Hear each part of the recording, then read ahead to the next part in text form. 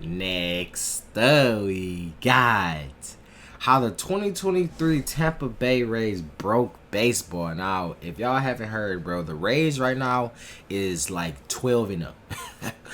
I don't know how. Look, this is my first time actually watching the baseball season. It's literally my first time ever keeping up with the baseball season ever. And I remember like the beginning of the season. I seen it was like like they was like 4-0 or something like that. I'm like, okay, maybe they just having like a little good little 4 game win streak. You know what I'm saying? Nothing really too crazy. You know what I'm saying? They gonna lose eventually. Like they're not that sweet. I never even heard of this team before actually. And then now they're 12-0. So hey, I don't know. I just read to the first game. Actually, I just read to their first game. They're actually not a bad team. You know what I'm saying? They got hitters. That's what they got. They got hitters and they got defense. So I don't know. Y'all let me know who y'all think will win the World Series this year. If y'all want more MLB content, hit the subscribe button, hit the like button. Let's see what it been time. Bye. Doesn't matter what your favorite sport is, there should be no debate that baseball is by far the most unique.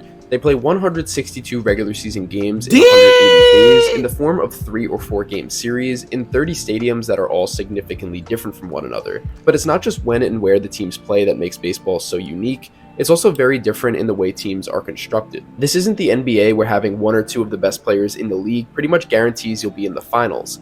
If that was the case, then the Angels would have been dominating the league for the last couple of years. Instead, they haven't won a playoff game since 2009. This massive distinction between baseball and basketball makes sense though. The game of baseball is a lot more complex than put ball into hoop, or prevent other team from putting ball into hoop. There's a game within the game in baseball that requires you to win dozens of smaller battles where the differences between winning and losing these battles is less than an inch. This dynamic is the reason why the 89-win Padres can beat the 111-win Dodgers in the first round of the playoffs in 2022, or why the 107-win Astros can lose in the 2017 World Series to the 93-win Nationals. Just because you have a team that's more talented does not mean that you're going to win in baseball. Because of this, upsets are actually a thing, and it makes every series that you watch that much more entertaining and unpredictable. So how do you build a winning baseball team? Steve Cohen and Peter Seidler will tell you to spend as much money as you possibly can to field the most talented team, while other teams will tell you to keep the payrolls as low as possible, find players that specialize in winning you these smaller battles within the game, use these players in the correct situation, and if you're consistent in doing this for the entire season, you will be successful.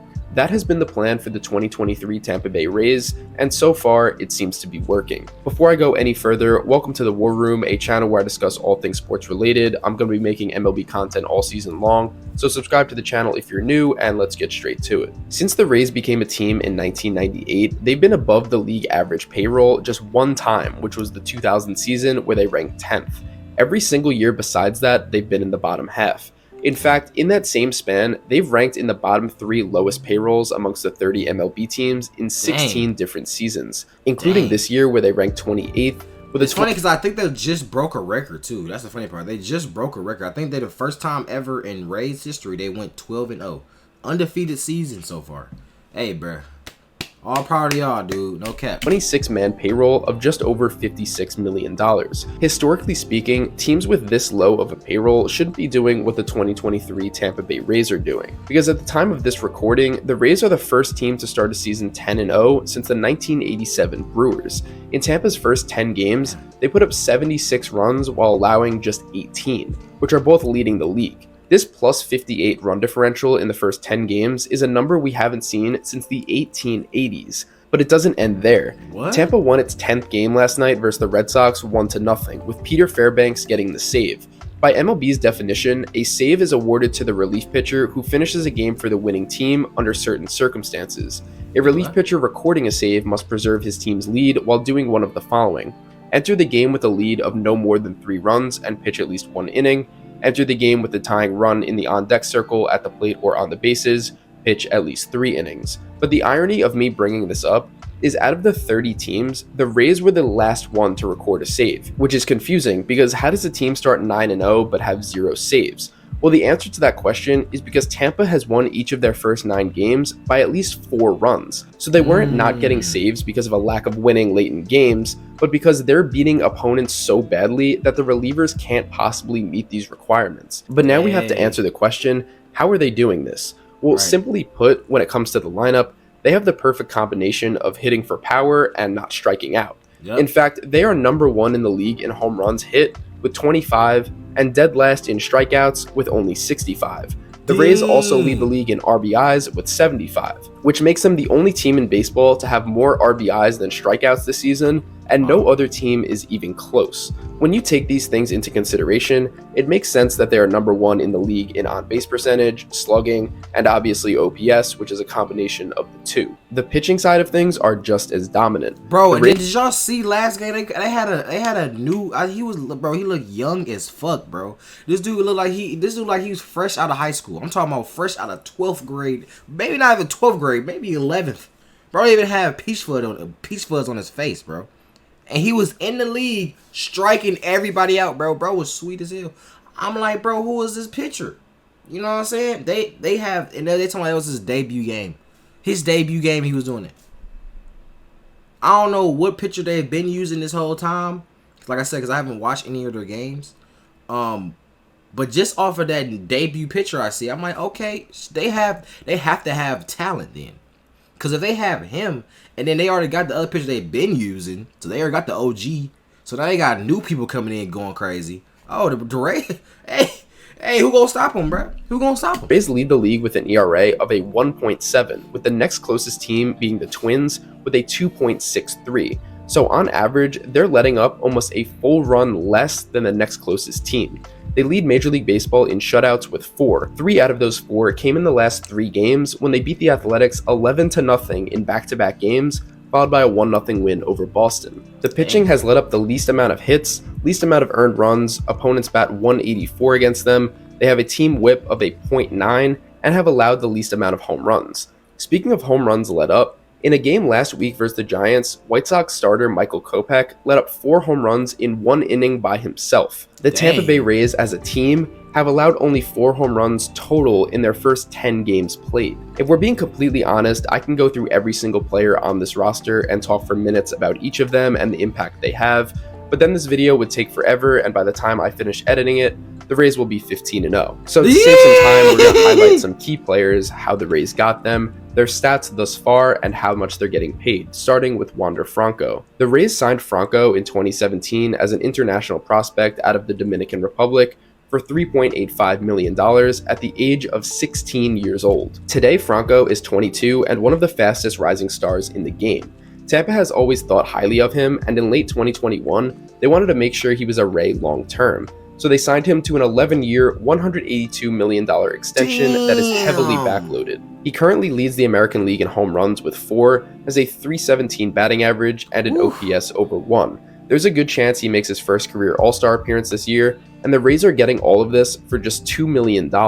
Next is Randy Arozarena. In early 2020, the St. Louis Cardinals traded Randy to the Rays for Matthew Liberatore, Edgardo Rodriguez, and cash. If this trade sounds like a fleece, that's because it was. Before Randy played in enough games to even be considered a rookie, he had a historic run for the Rays in 2020 in the postseason, which propelled them to the World Series. This is where he made a name for himself since he pretty much came out of nowhere and was immediately a star player once he got playing time. In 2021, he officially played enough games to be considered a rookie and took home American League Rookie of the Year honors. He's coming off a World Baseball Classic run where he went off for Team Mexico, and his hot bat has carried over into That's why I first seen this dude. I'm like, who is this, bro? Everybody was like screaming his name and stuff. I'm like, bro, who is this dude? Then he started going crazy. I'm like, oh, bro, Cole for real. Okay, all right, I see. You know what I'm saying? Mr. Ronda Rousey. That's what I'm going to call him, Ronda Rousey. MLB season. He's batting a team best .359 with 2 home runs and a team best 11 RBIs with an OPS over 1. He's another guy who might be making an All-Star game appearance while he's getting paid $4.15 million. Again, there's a bunch of other guys I can name in this lineup, like Brandon Lowe batting .292 with a 1.1 OPS making $4 million, Josh Lowe batting .364 with an OPS over 1 making $723,000, or Luke Raley slugging a team best .750 with an OPS of 1.1 making $722,000. What? You get the point, but let's move on to pitching, specifically the first 3 in their starting rotation, who are all pitching like Cy Young winners right now. First, Shane McClanahan. The Rays drafted McClanahan with the 31st pick in the 2018 draft. He was an all-star last season in his second year in the league and finished 6th in American League Cy Young voting. This year, he's 2-0, has pitched 12 innings, struck out 12 batters, and let up 2 earned runs, which is a 1.5 ERA. And this season, he is making a whopping $737,000. Next is Drew Rasmussen. Tampa got him in a trade in 2021, which at the time was known as the Willy Adames trade, which sent the Rays shortstop to Milwaukee. But based on his play so far this year, Drew Rasmussen might be the headline of this deal. So far, he is 2-0, has pitched 13 innings, allowing only 3 hits, 0 runs, and struck out 15 batters, all for the low price of $740,000. And finally, there's Jeffrey Springs. Springs was traded to Tampa from the Red Sox in 2021, in which the Rays gave up Ronaldo Hernandez and Nick Sogard. This season, Springs is 2-0, pitched 13 innings, allowed only 3 hits, 0 runs, while striking out 19 batters. This season, his salary is $4 million. Now, I know what a lot of people are going to respond with as a result of me bringing this up. It's a small sample size, and the teams they've played haven't been very good. Those are both true. However, in the history of Major League Baseball, there have been hundreds of teams that have started a season against garbage opponents who are expected to be much better than this 2023 Rays team, and none of those teams have gotten off to a start nearly as dominant as Tampa this season. As I mentioned at the beginning of this video, baseball is unique. There's zero guarantee that the Rays win their first World Series this season, or even make the playoffs for that matter. But even if the Rays do collapse at some point and fail to make the postseason, what they've been able to accomplish these past 10 games with the payroll they have is something that could never happen in any other sport. While there's still yet to be an MLB team out there that proves this Moneyball style construction of a team can win a championship, the 2023 Tampa Bay Rays have at least... Wait, so has it ever been a team who hasn't lost one... They ain't lose one game all season and then won a World Series? Prove that not only is it possible to win, but it's possible to dominate. I'm curious to see if this strategy works out for them in the long run, and if it does, we're going to look at the 2023 Tampa Bay Rays forever as the team that broke baseball. A lot of work went into this video, so if you enjoyed, please subscribe to the channel and leave a like on the